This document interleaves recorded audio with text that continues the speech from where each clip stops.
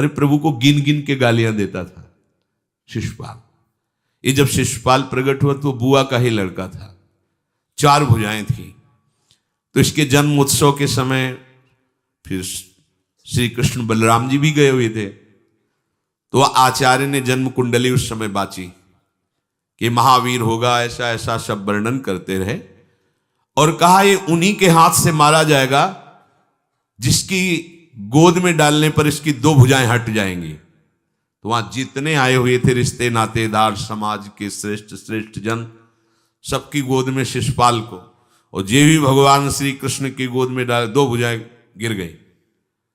रो करके उनकी बुआ ने कहा कि मैं भिक्षा मांगती हूं कि मेरे बालक की आपके हाथ से हत्या नहीं होनी चाहिए, तो उनका 100 अपराध क्षमा करता हूं।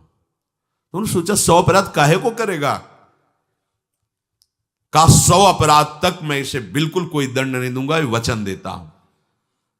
ये जब से तोतली वाली बोलना शुरू किया तब से भगवान को गालियां देना शुरू किया था।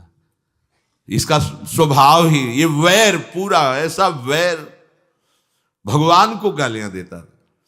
जिस समय सब धर्मात्माओं राजाओं की सभा भरी हुई थी और भगवान श्री कृष्ण की अग्र पूजा हुई, सब तो सह गए, शिशुपाल खड़ा हो गया और ऐसे कटु वचन बोले। महाभारत में लिखा, हमने स्वाध्याय में पढ़ा था, ऐसे कटु वचन बोले कि कोई भी नाराज हो जाएगा उससे।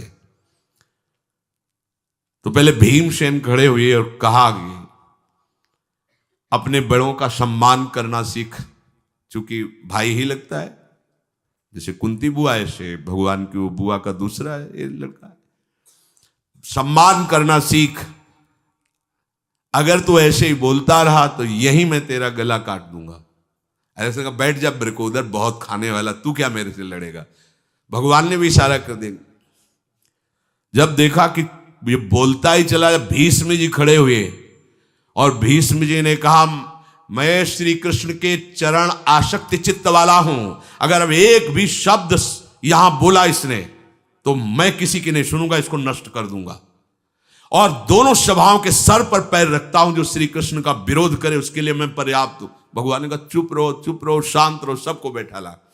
वो गिनती शुरू किए थे, 98, 99 का शिशुपाल सावधान, जो तुम्हारी माता को वचन दिया था बस एक शब्द रह गया है, आगे मुझे दोषी कोई न ठहराए।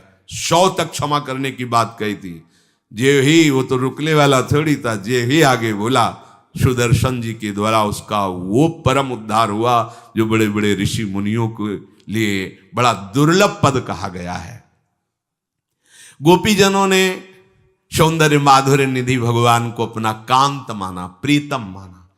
एक ही वृत्ति, कितनी गजब की वृत्ति गोपीजनों की है कि सब कार्य करते हुए कृष्णाकार वृत्ति है। बेचने दही जा रहे हैं, बोल रहे कोई कृष्ण ले ले, दामोदर ले ले, माधव ले ले। कैसी वृत्ति है, देखो कैसी उच्च कोटि की अवस्था है।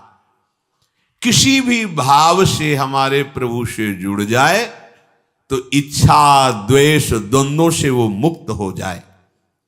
और जब तक ये ठीक है, ये बेठीक है, इस तरह के द्वंद्व तुम्हारे हृदय में बने रहेंगे, तब तक मूढ़ता रहेगी और उससे पतन होता रहेगा। संसार का संबंध दृढ़ होता है इच्छा से। बहुत सुंदर बात है, संसार का संबंध दृढ़ होता ही है इच्छा से। इच्छा खत्म, संसार का संबंध खत्म। कितनी बढ़िया बात है। पर हम भागे घूम रहे हैं इच्छाओं की पूर्ति के लिए।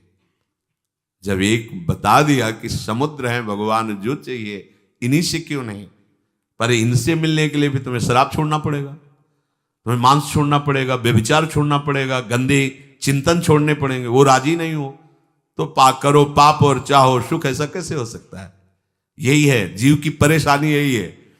वो ये चाहते हैं कि हे संत महात्मा, हे भगवंत, हमको छूट दो, हम खूब गंदे आचरण करें और आप हमसे सेव संतरा रुपया पैसा ले लो और आप ऐसा आशीर्वाद दो कि हमारी उन्नति होती रहे, दुख न मिले, हमें सुख ही मिलता है। कभी स्वप्न में भी नहीं हो सकता।